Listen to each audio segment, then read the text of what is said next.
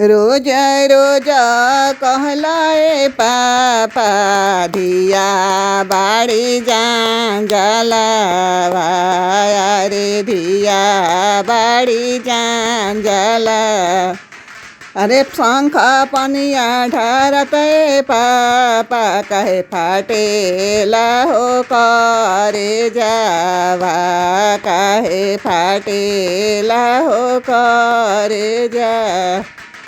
अरे रोज रोज कहलाए चाचा धिया बाड़ी जलावा रे धिया बाड़ी जला। अरे देता कन्यादान चाचा कहे फाटेला हो करे जावा कहे फाटेला हो करे जा।